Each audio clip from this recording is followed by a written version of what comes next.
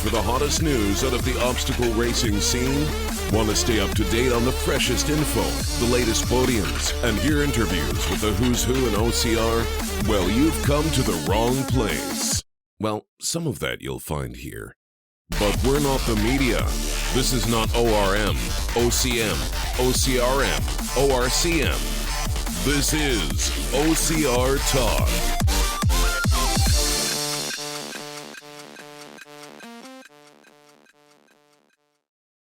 Welcome to OCR Talk.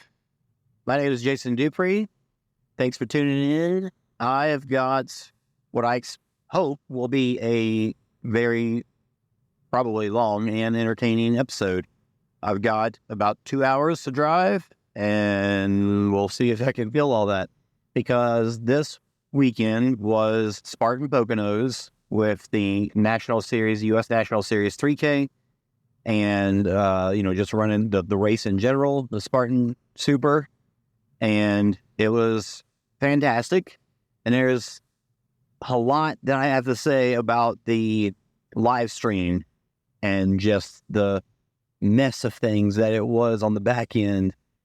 And I want to share that. I'll start with the race itself, the elite race, and then talk about the Super a little bit because I did run it this morning. And I'll share that stuff first, so that way if you don't care so much about the technical side of things, you can listen to that, and then you can stop, and then I'll get into the technical stuff, and man, what a doozy it was. So, we started out, the elite race, started out, and the weather was great. I think we were worried a little bit about some bad weather rolling through, but it ended up being nice and hot. Not that the racers want that, obviously, but the weather was good and clear, so I'll put it that way.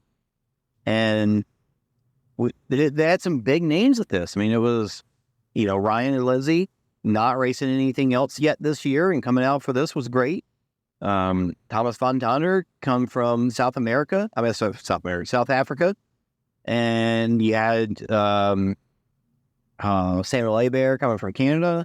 So between all these people, lots of people from all over the place. Very awesome to see, as even on the live stream that Jack and David put it, it felt like a Spartan race of old, where there were just so many awesome, great athletes, very deep field, and there was a good vibe going into it. So, on the women's side, the 3K has been Palm Beach and Big Bear, and none of those had a full field because they could do 45 people all together, and neither of those had a full field on either side. But this one, the men's field was full, and the women's field had the most that it's had so far. I think they had 23-ish or so, somewhere in there. So, biggest crowds we've seen on both sides, and it definitely made for an exciting time. Having that many pro athletes in one place, and really all, going vying for this, this hard, tough race that they do with the 3K. And so the prediction contest, we're looking at who's going to win. Is it is Ryan going to easily just come in here and take it because he's done Spartan Cross and in the Spartan Games, and he did that stuff very well. Point well made that by I think maybe Race Brain that Ryan Atkins did the Spartan Cross and sloped field after 3 days worth of competition. So that's a huge thing in itself, because that speaks to his level of being able to just go for a long time and not falter because of it. But Ryan Kempson coming in with after his big wins that he's had. I mean, not consistent wins, but consistent performance in Savage Race, because he did just lose to Sean Roberts by not even a second last weekend, which was an extremely wild race. And, just all these other people that have won races. And this is one of the pieces of the live stream that I wish I was able to show, but Jack power, he had sent over some stats that he had come up with. Who out of these fields have raced the national series races and podiumed at those? And I mean, it's interesting to see just like how many of these people were top level athletes winning podium at big races, and there's just a bunch of them.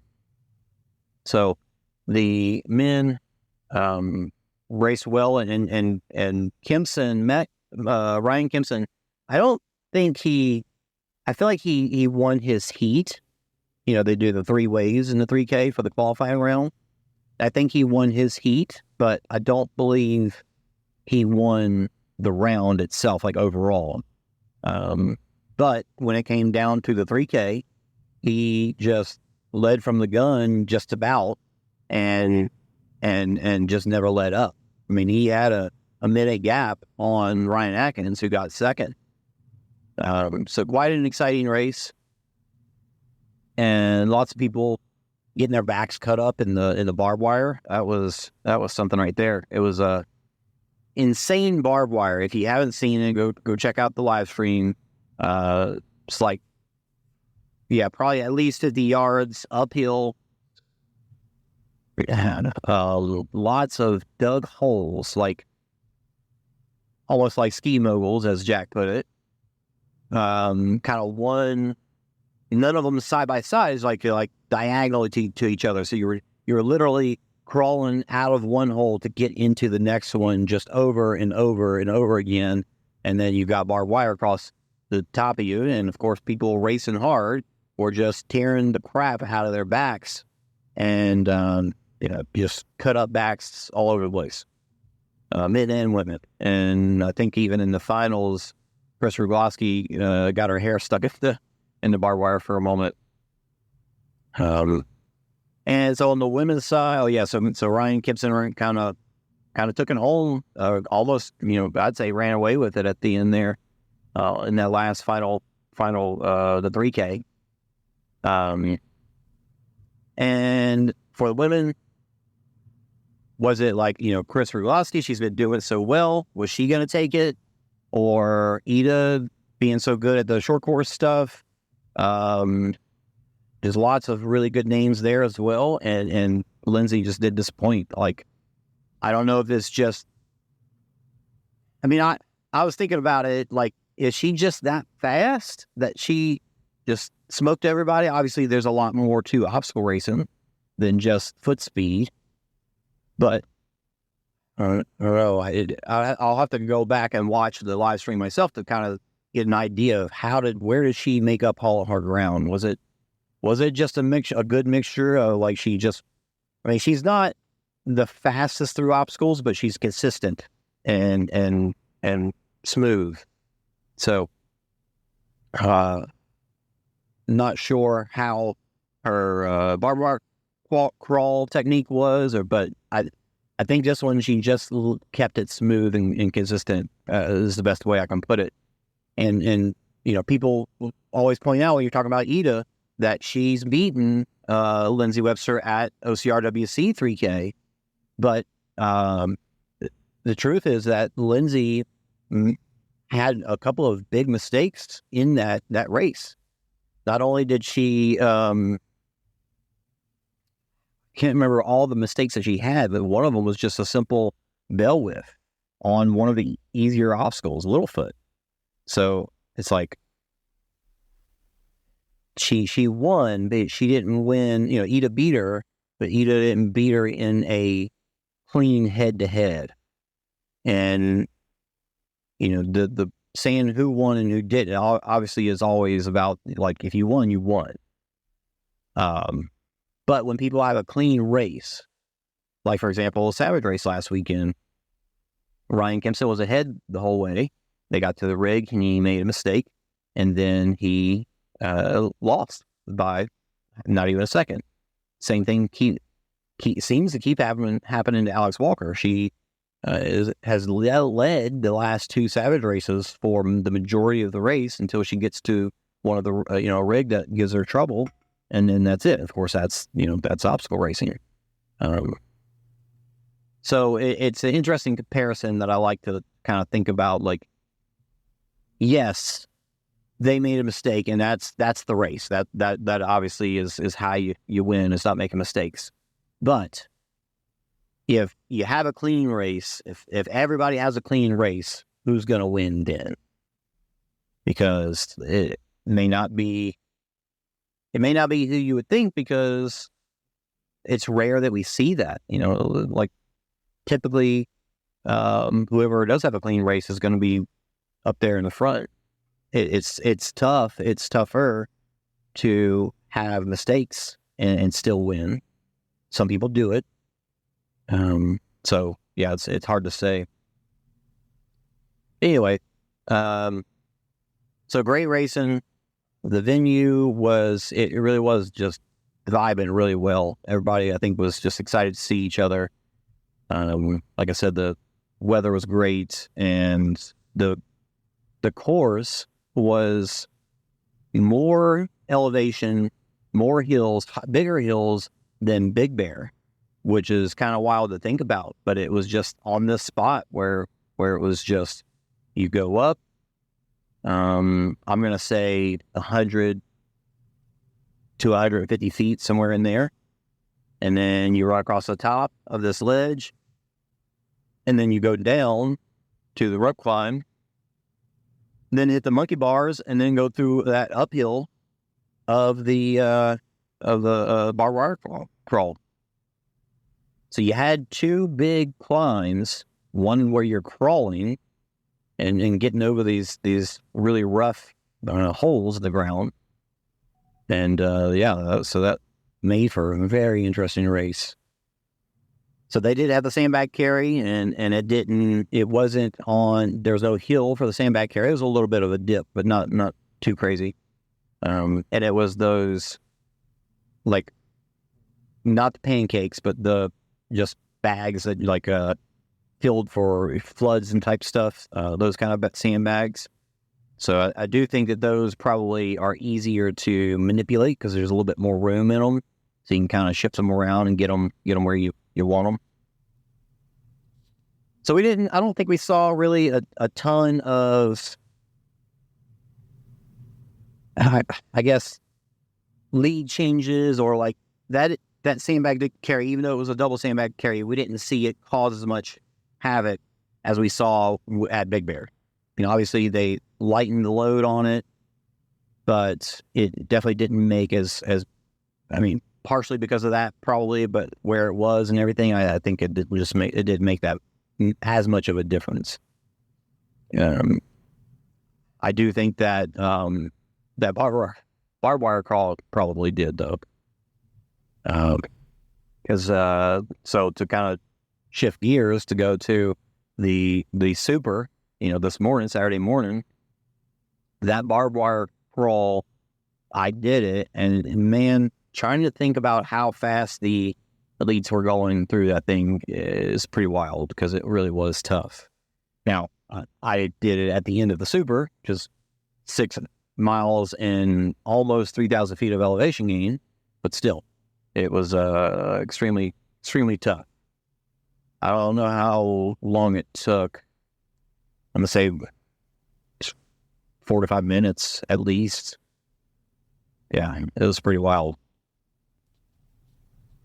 So the morning it started, I ran elite and ran with my GoPros to film all the obstacles. So, be on the lookout, if you hadn't seen it already, be on the lookout for all obstacles video for Palmerton, for Poconos.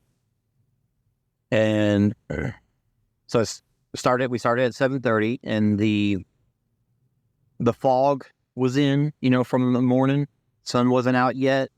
It was probably about 65 degrees. So it felt nice walking around the venue. But when we took off, first climb goes all the way to the top of the mountain, just about. So it's about a mile up, and probably about 600 feet of elevation gain, I believe. I think that's what my watch told me. So you go climb straight up, and there's a couple of obstacles, not many. It's like 2 all the way up, and maybe 1 up towards the top. And it was just very humid. So as you're climbing, you're going through the fog. You get to the top, you look back, and you can see like the top of the bog. So very beautiful, but it was a tough climb. Quite steep in some areas. And by the time I got to the top, Twister was actually kind of on the way down. And so this is kind of funny. Thomas Von Tonder and Ida and a couple of other elites ran in the elite wave, but they were going out to run a fun lap. Like, it's not very often. Like, most people started OCR running with friends and just having a good time. And so you see a lot of these people who do this for a living, they don't get to do that as much anymore. And so it was awesome to see that they were purposely going out to do that. And according to them, they went to go like sign up, and they said, no, go ahead and go run elite. You don't have to run open. And so they did, but they still just took it easy and had a good time. And so first climb up the, right out the gate, they're going, I was like for a moment up that first hill, I was the very last one. And then it didn't take long after that. You know how it is. People off the gun are going to kind of charge out. And I know better because, and also I wasn't going out there racing myself, so I wasn't trying to push hard. So yeah, I was in last place for a moment. And so we get up there, and I start passing some people. But when we got almost to Twister, we're going down to some of these really gnarly, rocky trails, and like running down this stuff. Rocks are flying everywhere, and it was, you just really got to watch your footing. Extremely tough. And so I passed Thomas Von Tonder, Anita, and them, and apparently they had gotten hit by some wasp or something. So they were kind of like dealing with that. And after I passed them, Thomas was running with me for a moment, and he was telling me that there is kind of like a lot of the trails that they run, that he runs back at home, are a lot like that. Just super gnarly stuff. It's pretty awesome. But when I got to Twister, they were there with me. And so I got to kind of sit there for a minute, watch them go through it. We actually tried it twice because when we got there, since it was so foggy, everything was just really damp. And so normally I go through Twister with the technique that I learned from Ryan Atkins, where you kind of do it like monkey bars, but because of the way the Twister spins, I use my left hand and put it backwards. So when I reach, so right hand grabs as it would on the bar, and then facing forward, and then the left hand skip one rung, and turn your hand facing the same way as the right hand, and then that way the bar is rolling into your hand instead of out of your hand, or spinning out of your hand. But it was so slippery, and I'm definitely not trained up grip strength wise as I have been in the past, and I haven't been doing any rock climbing or anything like that. So I definitely didn't want to go that route because I did trust my grip strength on that wet bar. So I ended up doing, I think in the past I would probably, or if I decided first off going into it, I might have done it backwards.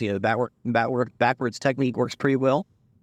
But I ended up going sideways as kind of just like the normal standard Twister technique that probably people did when that first came out.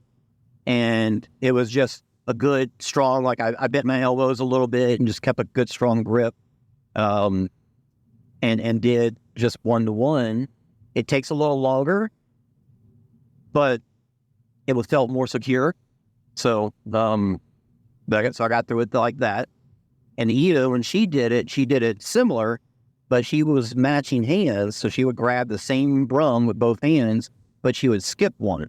So she was basically doing about the same speed that I did it, but using both hands on one. So I don't know if that helps you go faster, or now I know it's a little, that rung is not very big. So trying to think about maybe I don't know how her hands compare to mine, but would mine fit on there well? I know I think I've tried that before, and trying to put two hands on one of those it's a tight fit. So that's tricky, because if you go to reach and you miss, then that's where it gets real crazy. So I do think this is going to make for a cool all obstacles video, because in the previous all the ones I've done so far this year, it's been nice and dry. So my technique has always been pretty much the same. So this one, you are going to get to see a little bit different technique. And I do want to put a little bit of graphics, just some text or something to point out that I was being conservative, and it's damp and wet and you're worried about your grip, then it is good to adjust and be, more conservative, take less risk to make sure you get through. And then I do plan on putting, I don't think I filmed Ida's, but I did film Thomas Fontana's. I filmed him going through. So I'll get that in there as well, so you get to see his technique. And he did, I think he did he just did, that's right. He did just a forward momentum, like bent elbows and with his body facing forward, and just basically muscled his way through it. I mean, dude is big and strong and showed it right there. Like, he just manhandled the whole thing. And then we were all talking about how it's so slippery and wondering if we could get through with the monkey bar technique, the swinging technique. And so we all tried it again.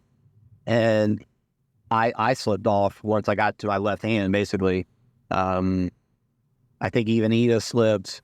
And Talis, he did like one swing in the middle, one hand, and then reached the middle section, and then one more swing off the second section. Like, he literally touched I want to say he touched the rig 3 times.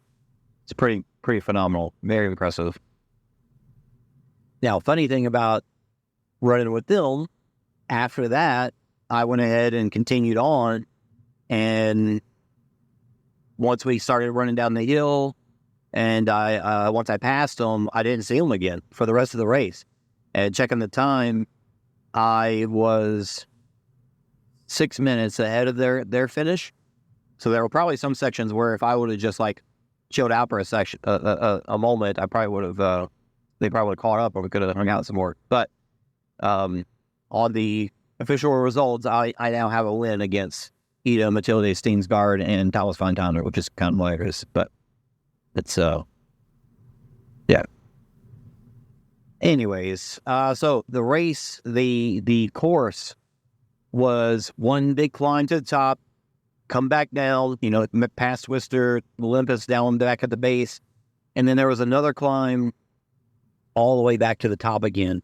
And this time, the climb, it went on one of the steepest sections of the course.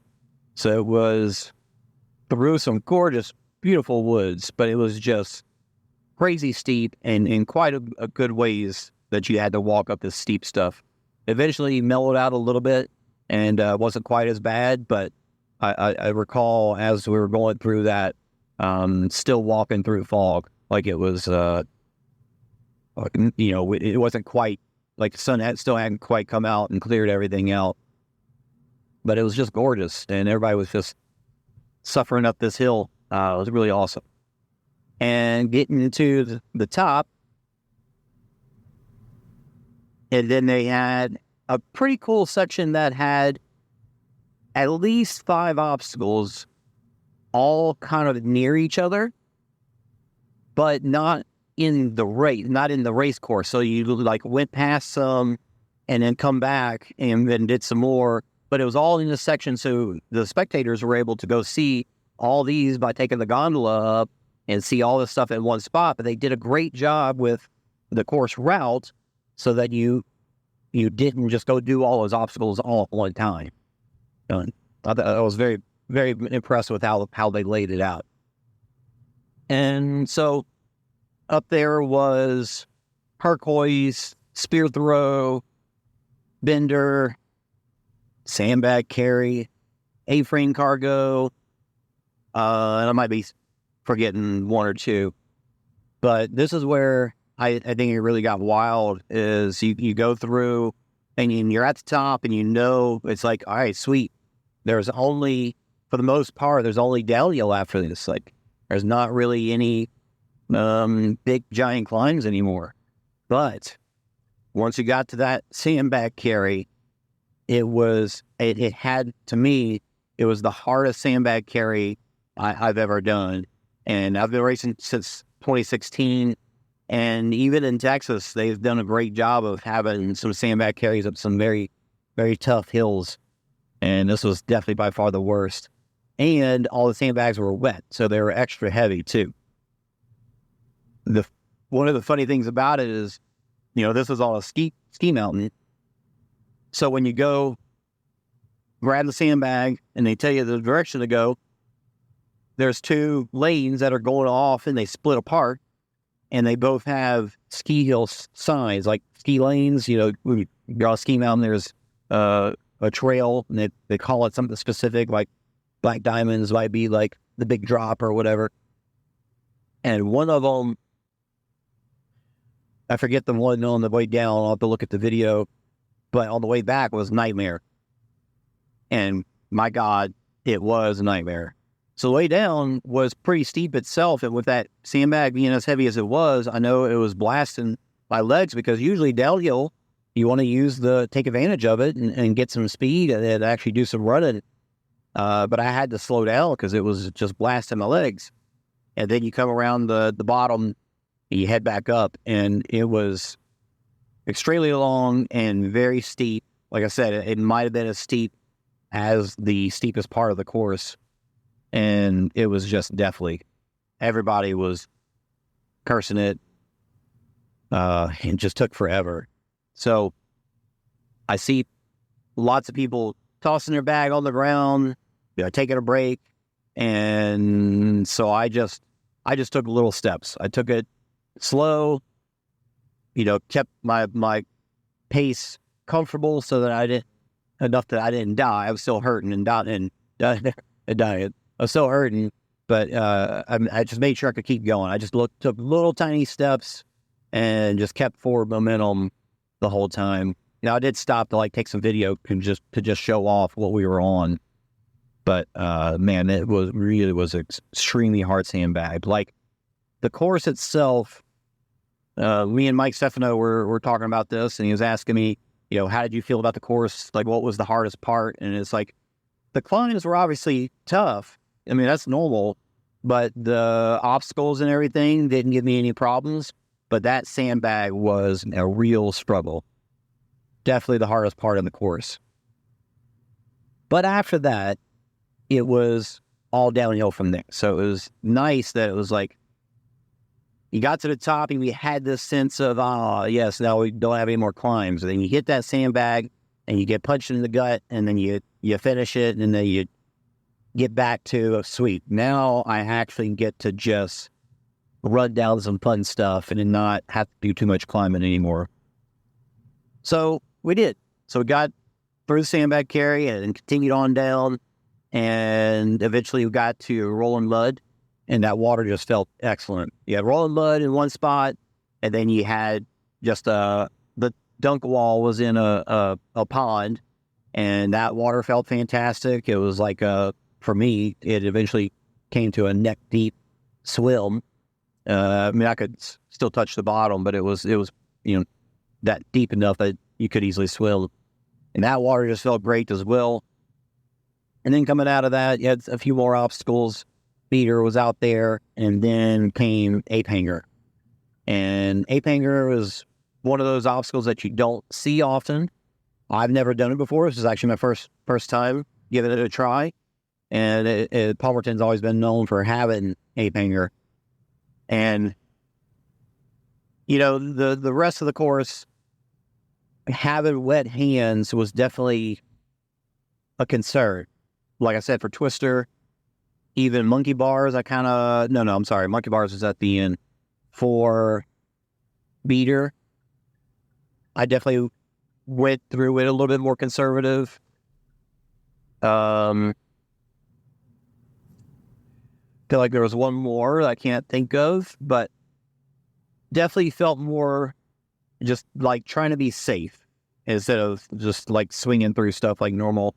And this one, I came out of beater and my hands felt nice and dry. We had a nice like a little bit of a distance between beater and ape hanger. And so my hands were getting dry. It was feeling good. And then ape hanger has a rope climb out of the water to get up to these, you know, this like cave ladder type thing. Cave ladder, horizontal cave ladder type thing. And so the rope is all wet because everybody's climbing it out of this water. So it's like, well, there goes the dry hands. And coming back to it later and looking at it, there's the structure that it's hanging from is these big pipes, and they look all rusted up and everything. And I honestly think if I could had gotten a leg hook, you know, a J hook on the rope and gotten up to the top and had my hands on that pipe, I feel like I could have actually gotten my hands dry again. Alas, I didn't think of that at first, and I went ahead and just went for it because I wanted to see if I had it in me. And so instead of just doing a normal monkey bar swing because my hands were wet, I ended up doing a sideways matching hands technique, which is always a stronger grip when it's wet, but it's slower. And usually you're doing a bent arm technique, so it's going to be harder. You know, it definitely is tougher to maintain that for longer. Like doing a normal hanging straight arm monkey bar swing, pretty easy if things are dry to do that for a while. I remember maybe Nuclear Race or Rat Race, one of those in Europe had like the longest monkey bars in the world, and people would all just try it. It wasn't on the course, the race itself. It was just out there to try and see how far you could get and see if you could finish it. So it's like it's that technique you can go for a long time, but the sideways matching hands is tough to do. Like even the monkey bars, the regular monkey bars that Spartan has, when it's wet, it can be a struggle to get all the way through it. I know even on some of my stronger times, I've had like, I'm worried I'm not going to make it all the way through this because it's, especially with those big pipes. You know, this thankfully ape hanger has the rungs are smaller, so that's helpful. So I made it to halfway and knew that it was just starting to get tough. And if you've ever seen ape hanger, or if you haven't seen it, it is kind of loose, so it sags wherever you are, you know, so you're always pulling down and it's sagging in that spot. So when you get halfway through the first section, because it's 2 sections, halfway through the first section, you are at a valley, and then you've got to work your way up to get to the middle of the whole rig. And then you got to do that again. So you go back down. So it was on the way down in the next section, in the second half of it, that I started feeling my grip go, and I was like, I really want to get through this. I'm gonna go ahead and try switching to chicken wing. And so I started doing it, and I got through probably like 3 rungs before it just started feeling tough just to do even the chicken wing. Like transitioning from one rung to the next was just getting really hard. So I may have been maybe halfway through the second section, if even that, and then I fell. I got a very nice, like rub burn or something on my arm, on the inside of my bicep from doing that. I've gotten pretty efficient at obstacles, so it's rare that, like when you first start OCR, it just bruises everywhere after every race. It's like a badge of honor that you got all those bruises, but I don't get those as much anymore because I go through obstacles fairly clean, and you just don't get them in that case. But this one, I definitely did. Got one. It's out of the ordinary for me. So I failed that one and was a little displeased that the penalty loop for ape hanger was just not much of anything.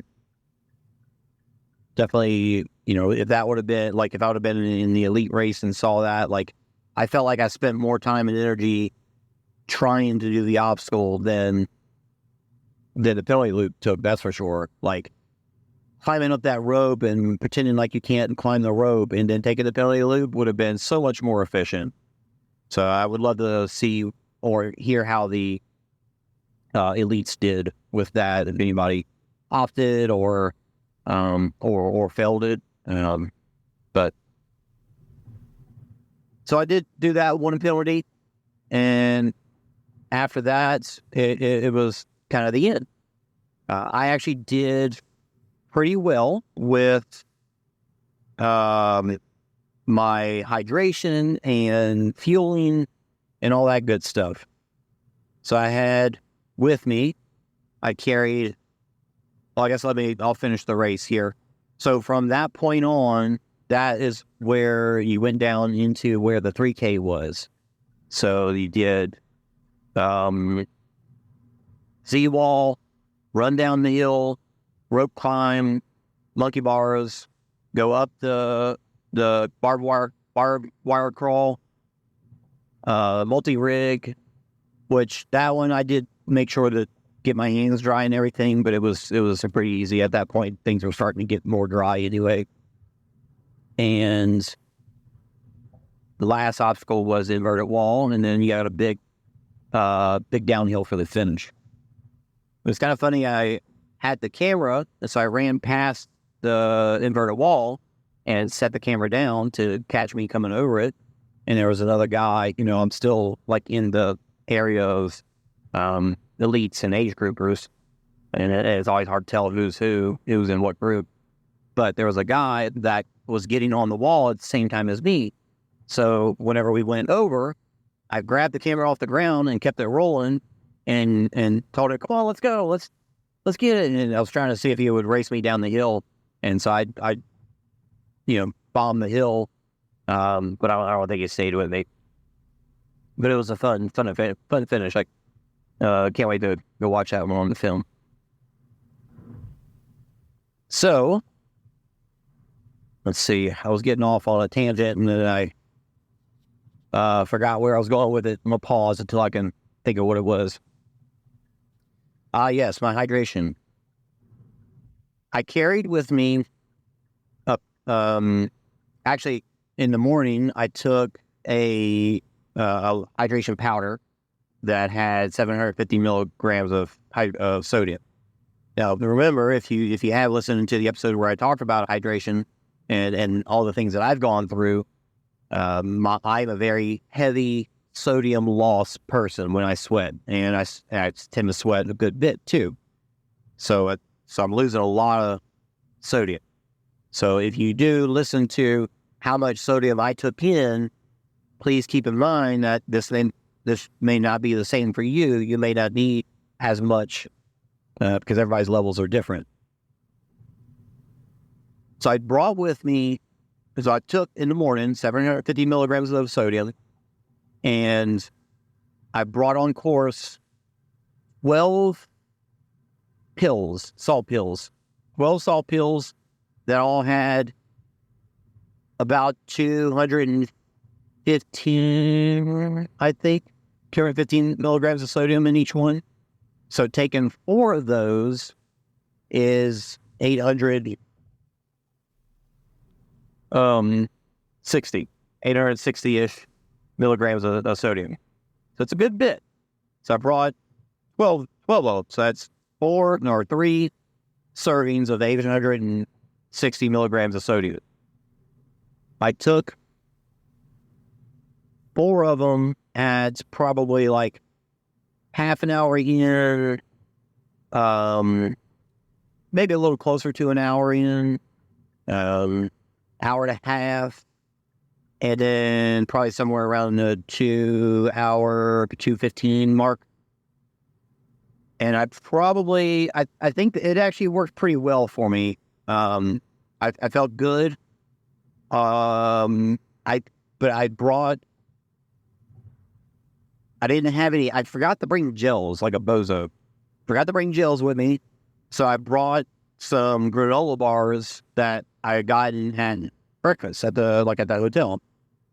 And I had 2 of them. So there's 2 100 calorie bars. And I ate both of those. And then by the time I was getting to the finish, like down in that section where the 3K was, I definitely felt like I should have had one more with me. But I felt really good as far as hydration went. Felt like I did that was the right amount for that race. And then after, I did have 2, I actually brought with me Perform Elite, Enduro Elites, which is the people that make Perform Elite, their hydration packets, powder, has 525, somewhere in there, milligrams of sodium. And so after the race was over, I put 2 of those in one of those big water bottles Spartan gives you at the very end. They've got these big Spartan branded, positively charged. Well, I'm not really sure what that's all about, but these big water bottles, like 33 ounce water bottles. And so I put 2 of those in there and drank all of that. So I felt good for quite a while. But after I finished, then I went and found Caitlin from Off School Running Adventures and went and hung out with her while we watched Mike Stefano and his friends finish as well, Jimmy and Angela. While I finished in my race in 2 hours and 42 minutes, they started at 8 o'clock in age group, and they took 5.5 hours.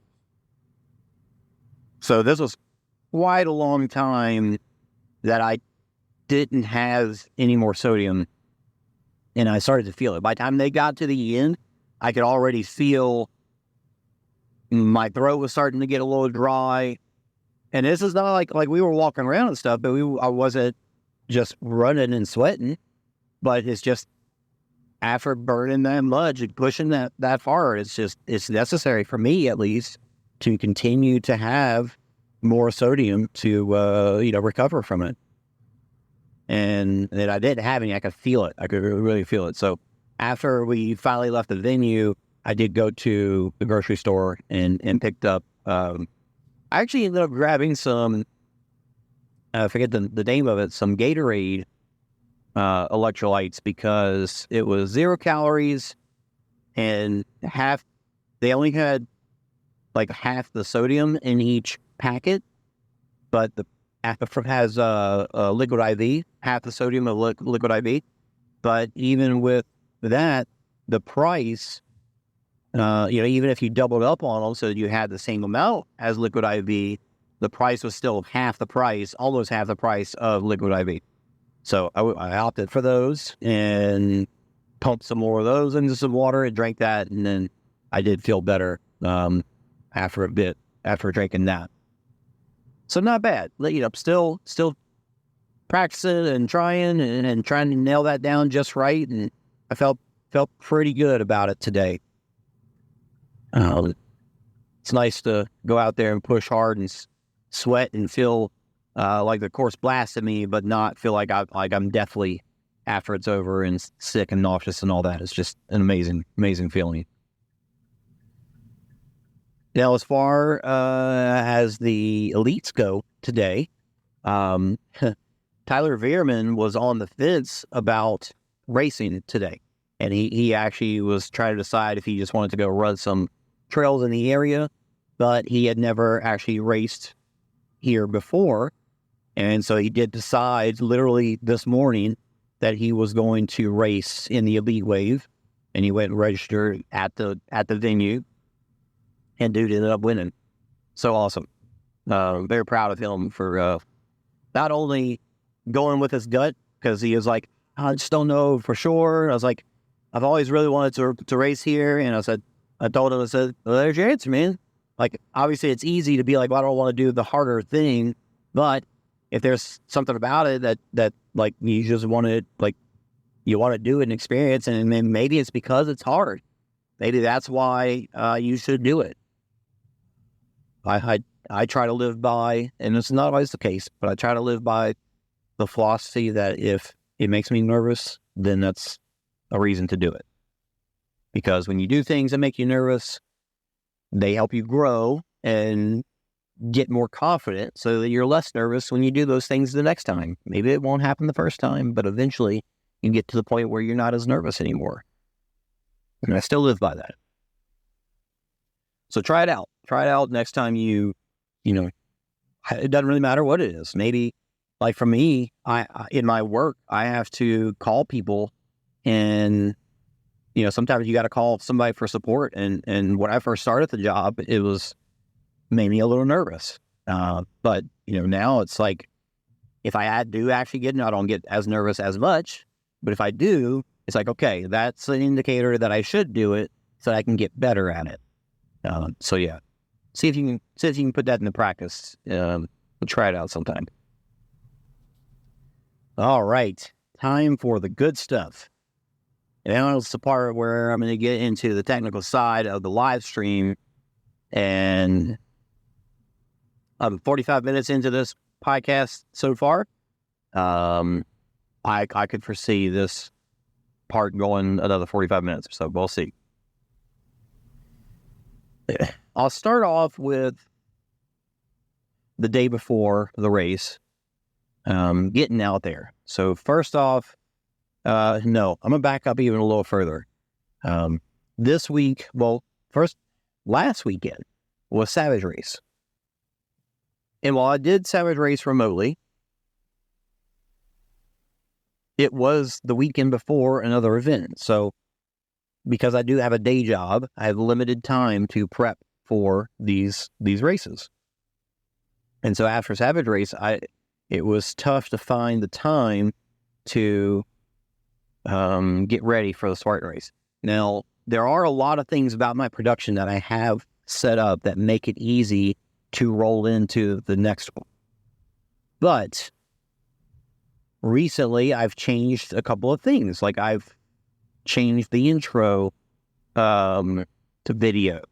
I've changed the way that I do the camera setup, where there's one output shot and the cameras are all overlays into that one input. So I've been tweaking some things, to help make things more efficient. And we got, there's fireworks happening somewhere for some reason. Interesting. And we got some more cameras, some more Mevo cameras. So the static cameras that are on course. And along with that comes, I need to put those as inputs into the show. So when I had inputs into the show, that pushes around where inputs are within like every input is numbered. Camera 1 is the first one, and then the cameras are all numbered, and then so on. But depending if I put in more cameras, then everything after the cameras all get pushed around. And then some of my hotkeys on, I've got a Stream Deck regular size and a Stream Deck XL that I use to, use as shortcuts to push buttons and do things. And so all of those were not set. I had set a bunch of those for the Savage Race, but I've already got a pre-set up show for Spartan, so I had to go back in and tweak all those. And so again, not a week work has been, day job work has been a lot going on, so I haven't had any extra time during the day. Life with family has been what it is, so there's more to do in the evenings, making sure to spend time with the kids in April and everything that's going on there. So I'll just put it this way: I was behind going into this race. Everything wasn't set up exactly the way I wanted it, and I wasn't quite prepared. Now I got a hard case to carry a lot of the stuff, the equipment, in a better bag that will keep it safer when I'm traveling. And because I was just carrying everything in a soft case, soft luggage bag. And leaving out, I got to the airport. I left right after work and I jetted out the door and got to the airport. And within an hour, still an hour from takeoff, but it was like cutting it close to being an hour. So they always say get there an hour before or 2 hours at this point is what they always try to say. So I got there and check my bag in, go to the terminal, and by the time I got to the terminal, it was getting pretty close to 40. Like I stopped and got some food, and security was a little bit busier than normal and all that kind of stuff. So I got to the terminal and they weren't boarding. Apparently something was going on with the air condition. So we were like at least a half hour behind, maybe even close to an hour behind before we took off. So it seems like no reason why my bag wouldn't make it on the plane, right? Well, we get there and, pull up the phone and see how the luggage is looking. And it's like, oh, your luggage is delayed. It was like, oh, God dang it. So it was showing that it was going to be on a flight in the morning. It's like, oh, man, come on. So I've got, it's like, what do I do now? If I've got to, if for whatever reason the bag doesn't make it all the way, I've got my computer in my book sack on, carry-on luggage.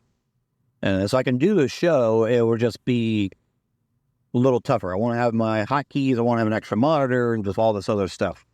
I want to have the Vivo cameras, all that kind of thing. So I decided, let me get a hotel near the airport. Now, Palmerton is 2 hours away from the airport. So instead of driving all the way to Palmerton that night and being able to get up early and get to the venue early, I ended up having to say, okay, I'm going to wait for the flight. That flight leaves out at 5 a.m. from Dallas. It gets in about 9:45 in Philadelphia. So I had to wait for that. So I did confirm before I got a hotel for the night that the bag was going to be on the plane the next morning. So I went to go get a hotel, and everything is booked by the airport. I'm gonna end up filing a claim with American, because you can file a claim for incidentals that happen when your bags are delayed and you have to change plans and such. So I've got I had to get a hotel that was not cheap, because it was like the only one around, and it was not right by the airport. But I was able to get a night's sleep and got back to the airport and had plenty of time to just wait for my bag. So as soon as my bag comes out on the carousel, I grab the bag, I go to the desk and let them know, hey, you don't have to wait, find this bag because I got it, and I head on. And so 2-hour drive, 2+ hour drive out to Palmerton, and I get to the venue and it's like 12:15 already, and the show starts at 3:45. So I've got extremely limited time to get everything set up, do some tests, get the cameras out on the course, try and finish setting up all my hotkeys, get all the rabbits set up and ready, and it was just so much to do. And I just wasn't able to get it all done. I did get the cameras out on the course, and come to turn out, some of the new cameras, the hotspots that they use were set to automatically sleep after a bit. So they turned off, so we didn't have on the entire race. I did get to turn them back on at some point, and I'll explain that. But so that was kind of just a oversight right there. Now, the cell signal on the course was just weird. It was like, in some spots, it was great.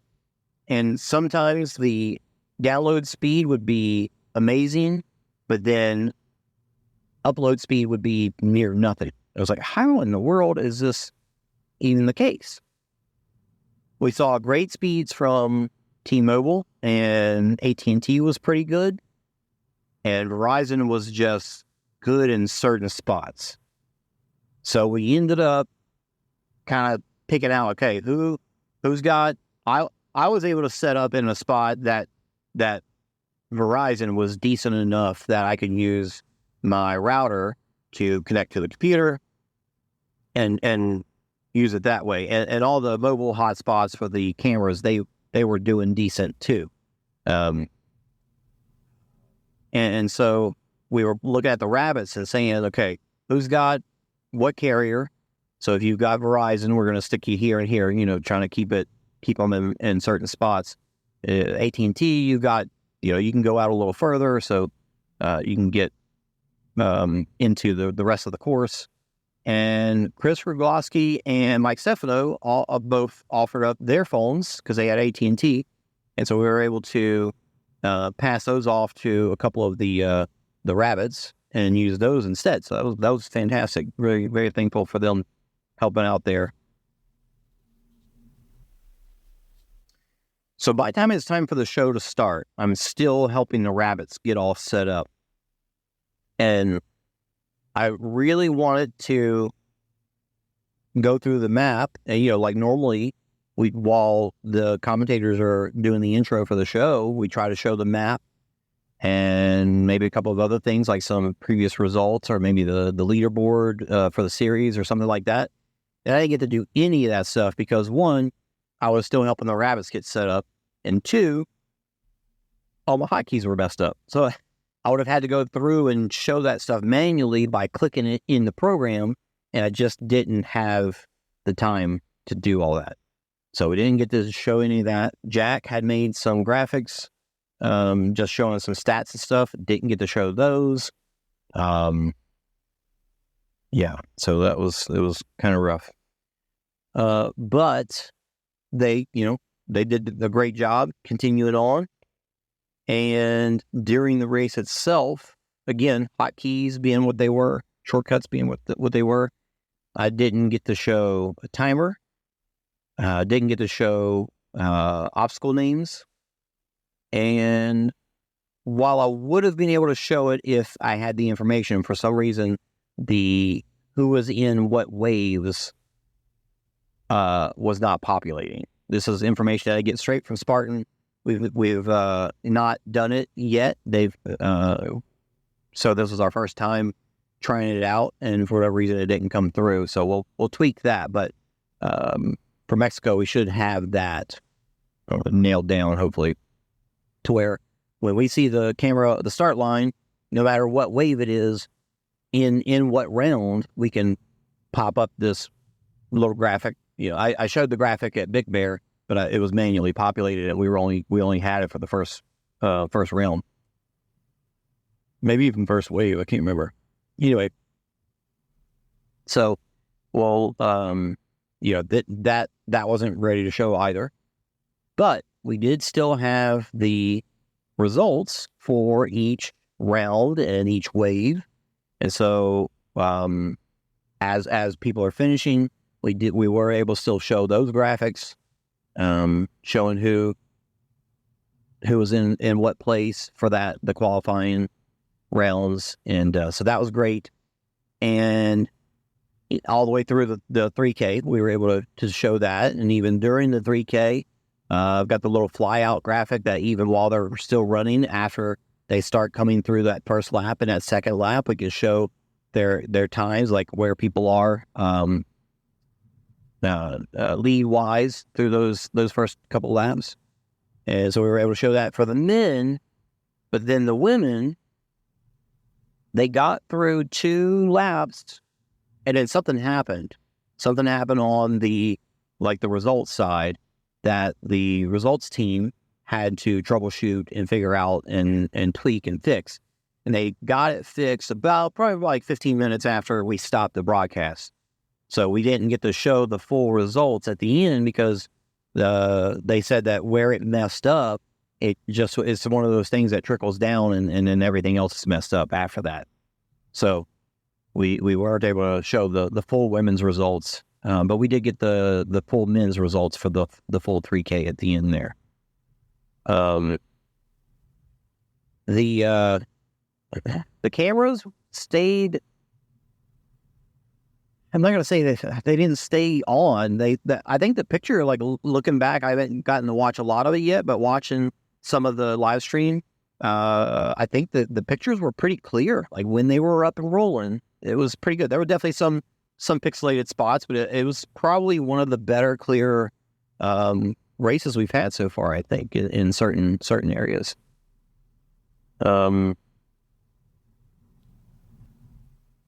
But because of the cell signal being what it was, I was trying to reset the cameras a lot and tweaking settings. The platform that I'm using now called Rivet, it does allow for changing some settings and then hitting an update button, and it actually pushes those settings to the phone.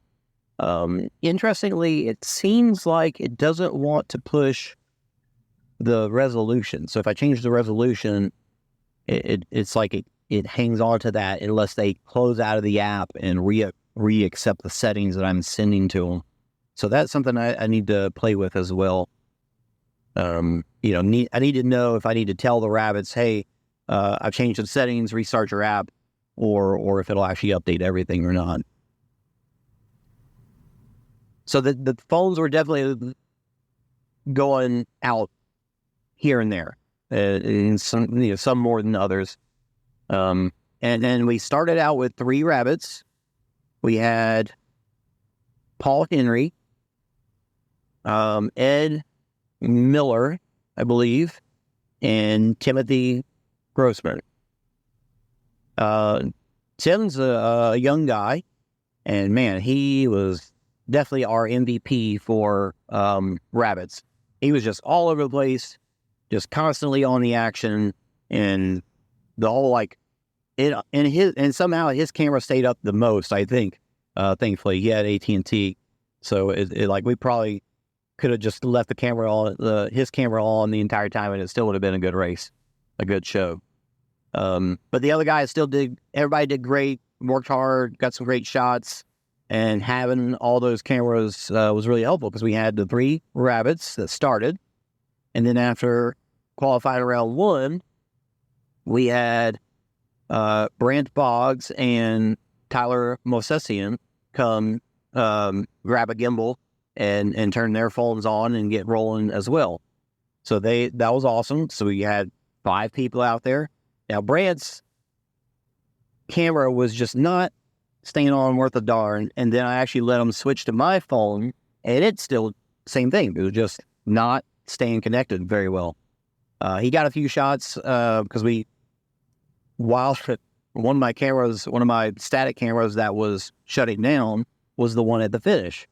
And so I didn't actually I was telling the guys, you don't have to worry about going up the finish because I got a camera down there. But then it was off. And it was just like, dang it. So I sent him over there to get the finish line in the turnaround area for, each going through at the end of the lap.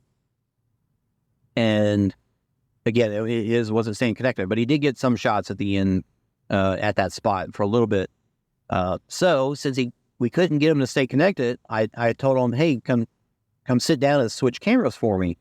Just do these for now. I only had 2 cameras up. So do these 2 cameras, these 2 buttons is all you got to do. And I'm going to go fix the cameras that are, the static cameras that are messed up. So he was switching cameras for me, and I ran out on the course, and that's when I realized that the cameras were set to auto shut off, and I turned them back on, turned that off, and then got them reconnected to the show.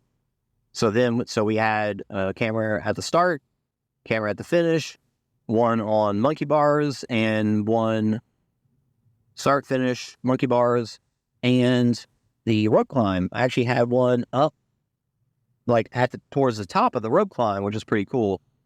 And I had one more, but oddly, even though I could have swore I plugged all these things in, one of the camera's batteries was dead. So I was down to 4 instead of 5. But I did want to put one on the multi-rig, but I didn't get to. Now, I also, and I don't know if anybody catch this from the live stream, noticed that. So for one, the rabbits, the phone cameras, the platform that we're going through, Rivet, it does have a setting to sync up the cameras. So for the most part, if 2 rabbit cameras are looking at the same thing and I switch between them, it should be a clean switch where like action happening on one lines up with action on the other one. But if you notice the static cameras, especially where we had the majority of where we had a rabbit and the static cameras on the monkey bars and on the rope climb, there was a delay, and I need to double check and test this some more. But they were off, and I don't know. So I need to find out, do I need to change my latency on the rabbit cameras or on the static cameras? Like, where do I need to make it take longer to get to the show, to get, to the computer that the camera feed's going into? So that way they line up a little better. So I'm going to play with that and hopefully get those going well. Now, those cameras themselves, they're pretty fairly in sync. So when it comes to like OCRWC and having all 5 of those cameras on the 100-meter course, it's going to be real nice. Now, they can get out of sync, but I can easily reset those, and so it kind of syncs them back up. So that'll be pretty awesome. Having 5 different shots on the 100-meter course is going to be really cool. So I don't need rabbits for that one, which is really cool because I can just stick those 5 cameras on the course and you can get everything.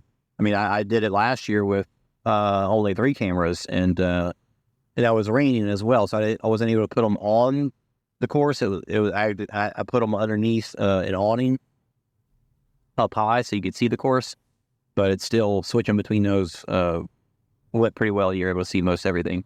But I would love to have some on the course, like where you're really getting some close action shots and being able to see everything. So David and Jack did well, but then as David Legita describes it, he has a Wi-Fi extender in his house, so where he's at is not close to his router, I guess, and so he's usually connected to this extender, and he said something happened to it and it just wasn't working. So his connection was like it was going in and out here and there. So if you were watching, you probably saw him going in and out. And that just kind of happened out of nowhere. And that had nothing to do with the cell signal that we had.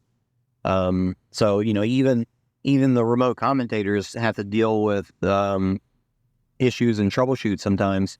And that's something that, like, there's no way with everything I'm doing that I could help out with on the fly.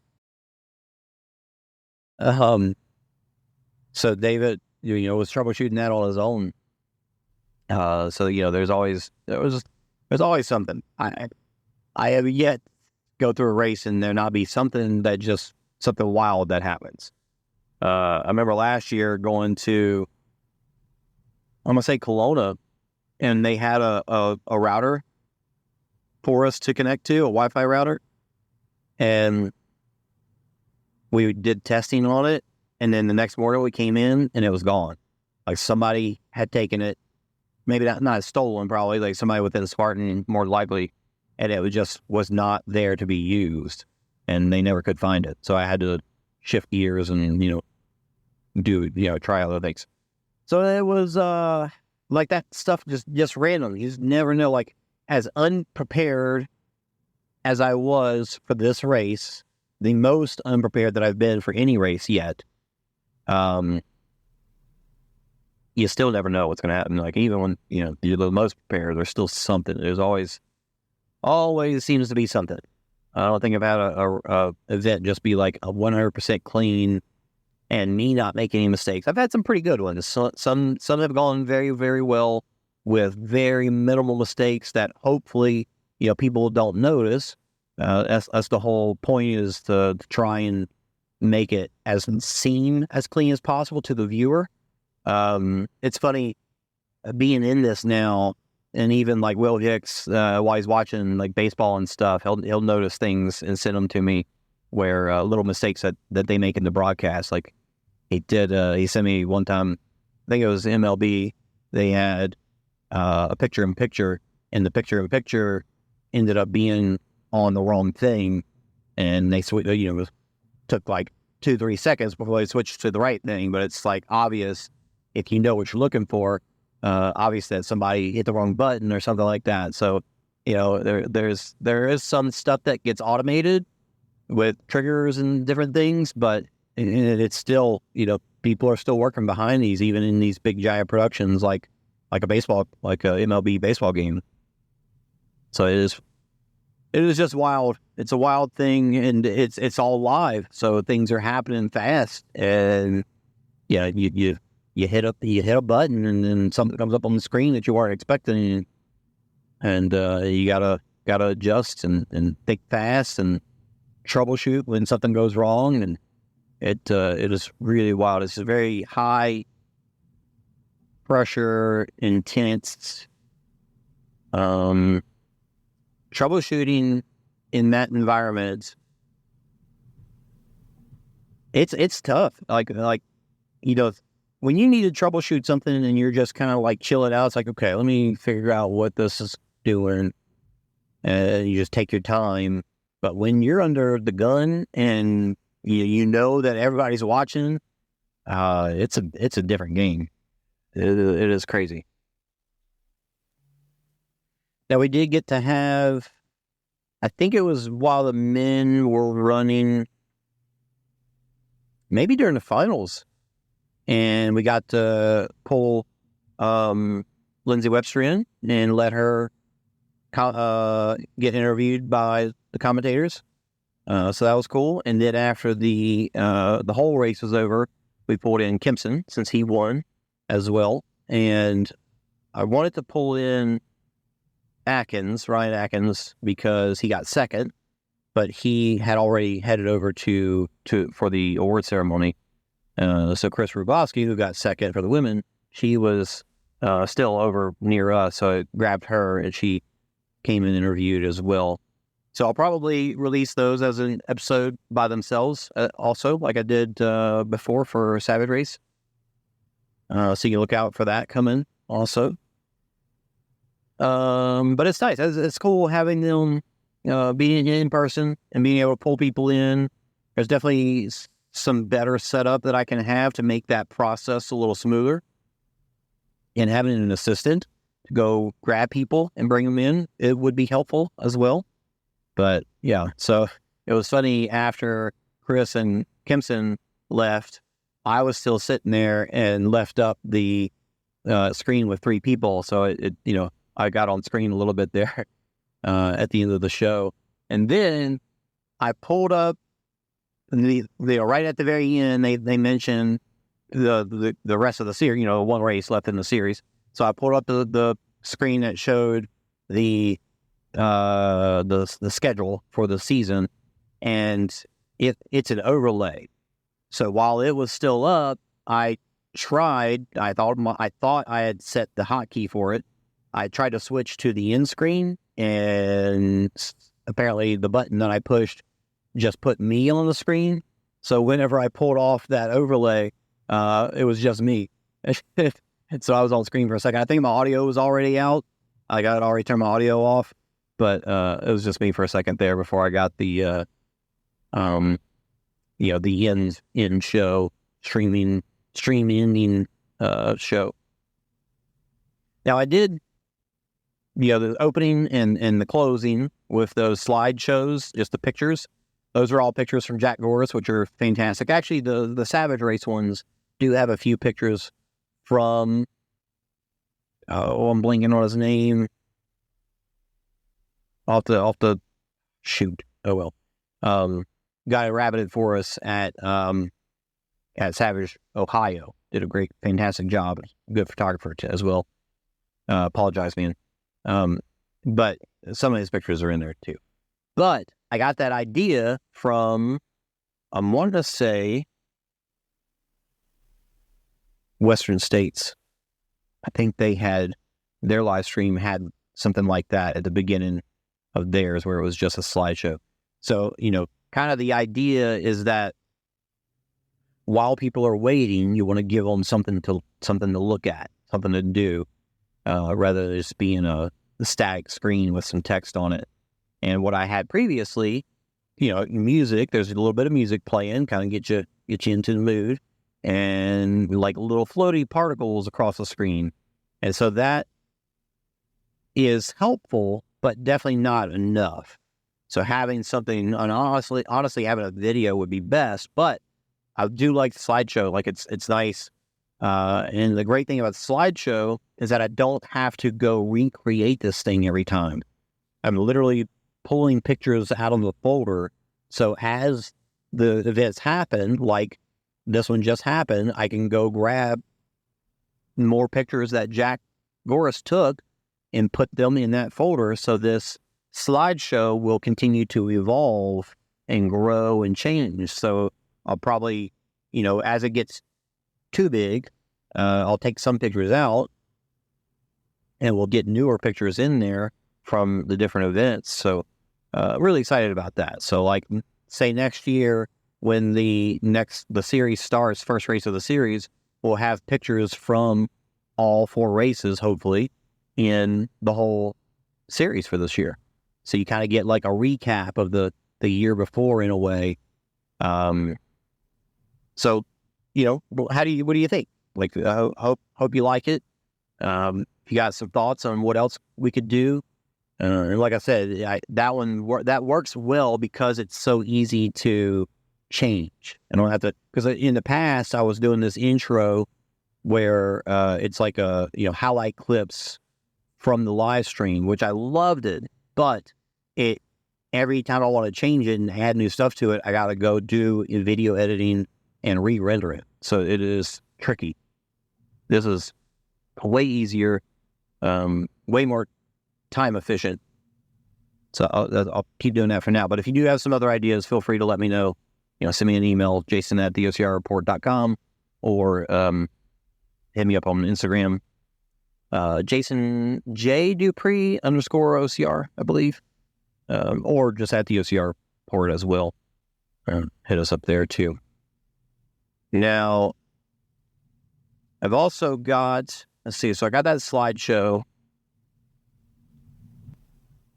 And as you may have seen for Savage and for this race, the race brands, they tend to usually make some kind of video or something, and that's great to show at the beginning as a little promo for them, or just a good intro for the show. And so for Spartan, they haven't been doing much horizontal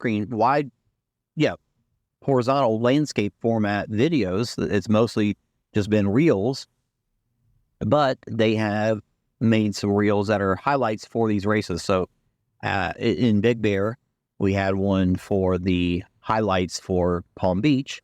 And then this one was a highlight for both of them. So I did a thing where you got, instead of just black bars on the side, you've got like a enlarged view of the same video, but it's just blurred out kind of thing that you see a lot of times online and social media. So I think that works well. I like it. I mean, they make a good video. They've got, I think it's Andre maybe that does their video editing. He does an excellent job. And the only thing is that they put music in it, and since they're doing it in a reel, they're probably using some music that is already approved in reels. But doing it on YouTube doesn't mean that I have the rights to that. So I do have to basically edit. Well, I do edit them just by putting the background, making it to where it's blowed up and blurred out, but also adding some different music in there. So there's it may not match up quite as well as what they did, but that's unfortunately just what I have to do because YouTube and copyrights and such. So I did that, and I like it. I think it works well. It's a good intro for the show. Graphic wise, like after that plays, and then you get this title screen that shows what the name of the race is and everything. And then just my graphics in general, they aren't crazy high end like you get with NFL show or baseball MLB. I do know of a platform that I think is reasonably priced that I'll go to eventually when I've got the time to put into some really nice graphics. But for the time being, we use the graphics editor and animations that come with the vMix. So it's a tool called the GT Title Designer or something like that. So it's kind of their built-in graphics tools, and so they're decent. They're definitely good enough to be better than just nothing or just static static pictures, images. Definitely better than that, but not quite as high end as 3D and all this other fancy stuff that you can get from some of these big sports events. So we'll get to that eventually. And honestly, it's just like a lot of the stuff, that is something that could easily be one person's job or could be a team of people that could have that job just by itself. So, and then even running the graphics during the show, not only, one team of people to create the graphics, a whole separate team of people to operate the graphics during the show. And I'm doing all of that by myself. There's that. So technically wise, the show was a bit of a mess and just all over and kind of wild. But at the same time, it was a good show. I mean, the race was great, and that's obviously important. The camera, the pictures were good as well. So that's always important too. Like if there's a hierarchy of things that you need for, I think, for the audience to enjoy it, the content itself needs to be good.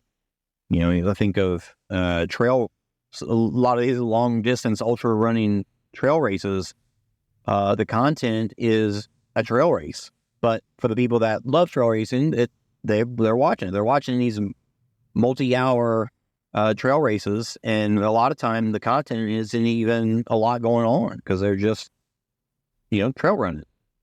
And sometimes it's not even on the trail because their signal's not good, or they don't have a person wherever out in the woods wherever these racers are. So first off, content needs to be good, and then like I'm saying, for the trail racers, it's like that's what they watch. So content needs to be good.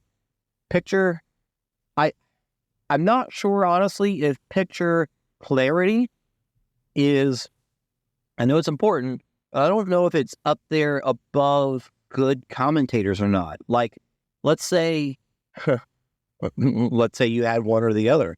Let's say you don't have commentators, or you don't have a clear picture.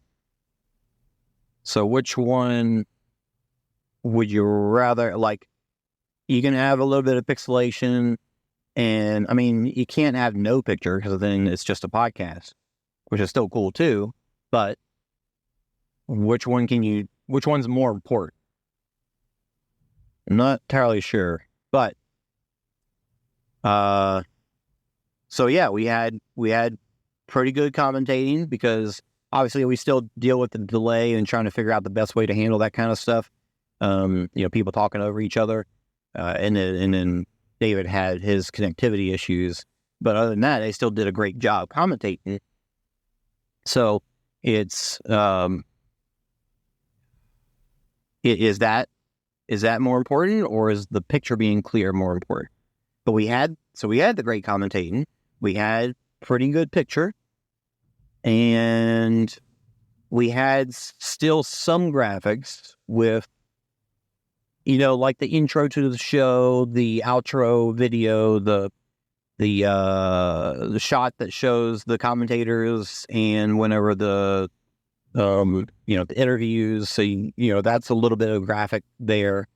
The results, we had those graphics. So we didn't have all the graphics that we normally have, but we still had some. So and to me, the results, I would love.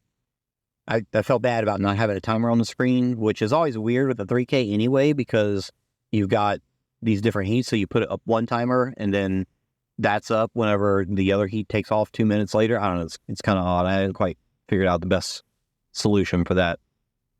So I didn't have all the, that's one, a timer is usually one that I want to have up the most, but obviously results I think are the most important out of all the graphics too. So we had those for the most part. So that was good. So it's crazy. It's crazy to think that it was just such a cluster, and yet it was still one of the best shows we've had. Like I've heard, I mean, there's always some people saying, yeah, good job, great show, and I'm so glad you got to watch it and everything. But this one, I think as far as like YouTube comments and just like online comments, I think I've seen the most great coverage comments.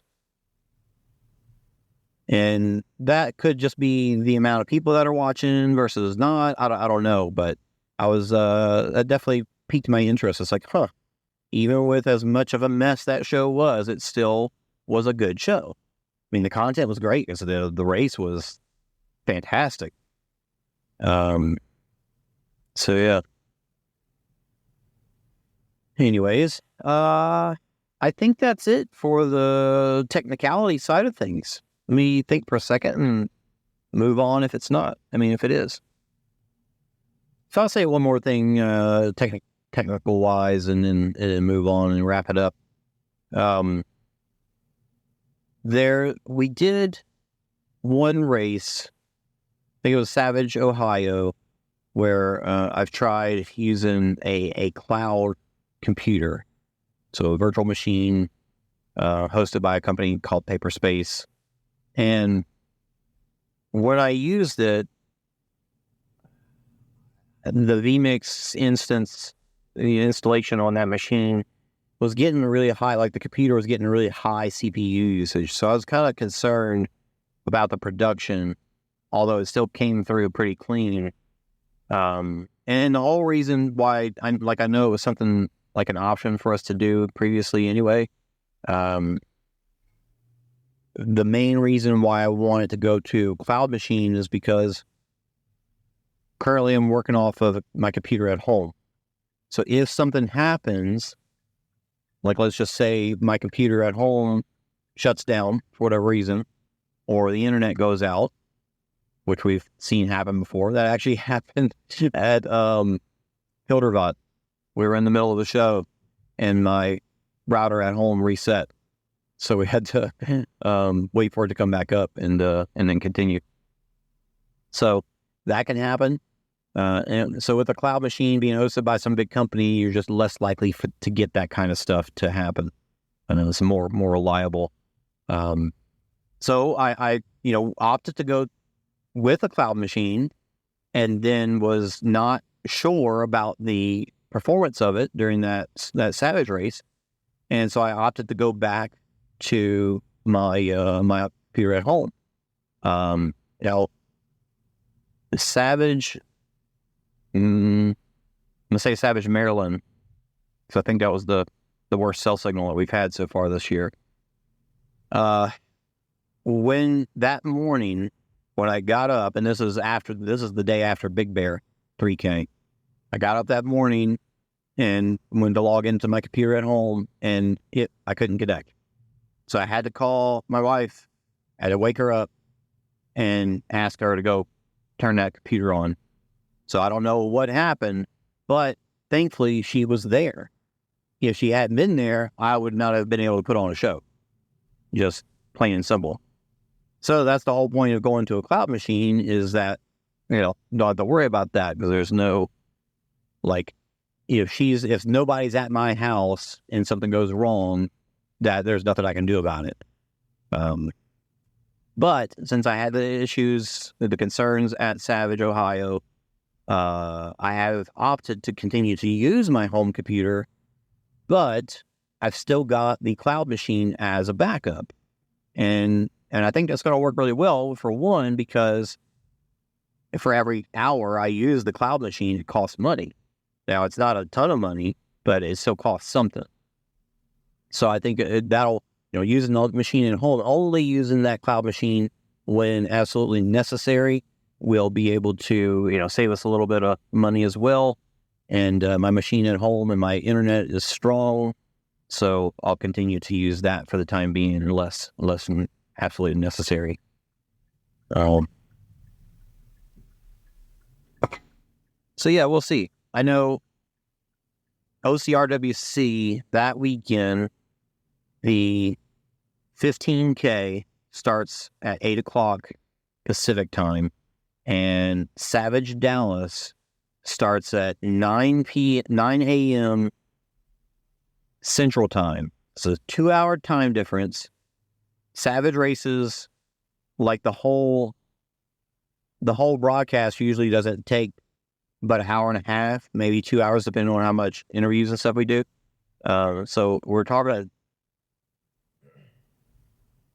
between when both of these races start is an hour difference. So Savage race starts, and then an hour later, the 15K starts. So I've really got to figure out what are we going to do there. I'm probably going to have to go with vMix on 2 different machines and have somebody operate the Savage race, which Will Hicks has done some of the DECA stuff for me whenever I had something going on. So I know he can do it. But somebody's got to be operating that race while I'm operating getting ready. When that race starts, I'll still be getting ready and getting all my rabbits prepped and everything for the 15K at OCRWC. So that's going to be really interesting. Very, very technically challenging setup, I believe. So that'll be fun. But anyways, after the race was over today, I think that's the end of my technical spiel. It just was a mess, but still good. So after the race today, and after Mike finished, me, him, and Caitlin went up to Scranton and went and saw some of the office stuff. So we went to, you're driving into Scranton, and if you're not a Office fan or haven't watched a ton of it, you may not recognize some of this stuff. But you drive in and you see the sign for Carbondale. It's a place that they mentioned a couple times, like a nearby city. And we went to Poor Richard's. So there's a pub that they go to in the show. And it's inside a bowling alley, which is pretty wild. There's no sign outside that says, out on the building, that says Poor Richard's. We looked it up on Google and went, and you were like, are we in the right place? Is this the right address? And you walk in, and there's a sign in there that says Poor Richard's. It's pretty crazy.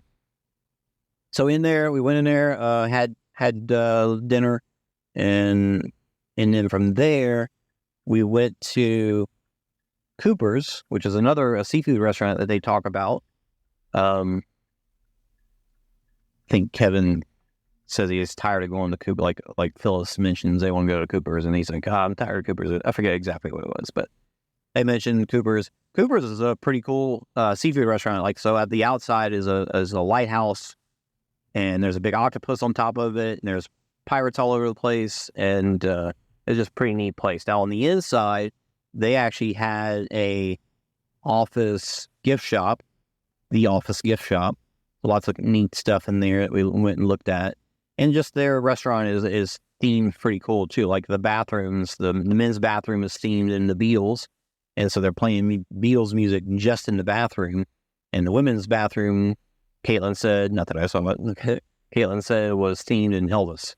And then there was like a whole display of Transformers and just all kinds of random stuff. Pretty neat. So we went there, and then we went by Alfredo's Pizza. You know, the episode where they say, Michael orders some pizza by Alfredo, and they're like, wait, did you get Alfredo pizza or pizza by Alfredo? Because there is a big difference between these two places. And so we went by Alfredo, the good one, Alfredo's Pizza. We just took a picture of the sign out there. And then we went by, I think we saw the Lackawanna County Sheriff's Office where, you know, the white volunteers. And then we went to, in the opening for the show, there's a tower, not a tower, a corner of a building that's a little bit of a tower for Pen Paper Company. And so we went there and saw that as well. And that was it. So we took some pictures, made some fun reels, and posted stuff on social about it. And that was pretty cool. Pretty cool getting to see Scranton, PA in real life and talking about the office with Mike and Caitlin and all that fun stuff. So I'll wrap it up there. Thanks for listening. If you made it this far, hour 36 in at this point. If you didn't check out the live stream, go back to YouTube. It'll be up there, and you can rewatch it. OCR Talk, I'll put out an episode for the interviews, the live interviews that happened. You know, Obstacle Running Adventures, they'll have, they were on site as well, so they'll have a bunch of interviews from during the race. So that should be exciting to listen to as well. And we've got a few reels since we were, you know, on the course today, a few reels of different things on the course. I'm actually going to put out one that is a tips on spear throw. So look out for that one. And all obstacles video too. That'll come out later this, you know, hopefully this week or sometime. I've got lots to do. I've got lots of thank you posts that I need to, you know, still need to put up thank you posts for Savage Race last weekend and get everybody their race codes and t-shirts and all that good stuff. So lots to do, but I've got, I think, 3 weeks before Rick Gaines, which I need, you know, this is not a repeating show that we've done already this year. So I've got to basically not start from scratch, but a lot of prep that's got to go into that show. Plus, it's a very long event, you know, all-day event. So that's going to be tough. But I do have a good bit of chunk of time with no other races in between. So that'll be helpful. So looking forward to that. Look out for it. That'll be the next race we do. And thanks for listening so much. Go check us out on Patreon, not OCR Talk, but the OCR Report. And catch you next time.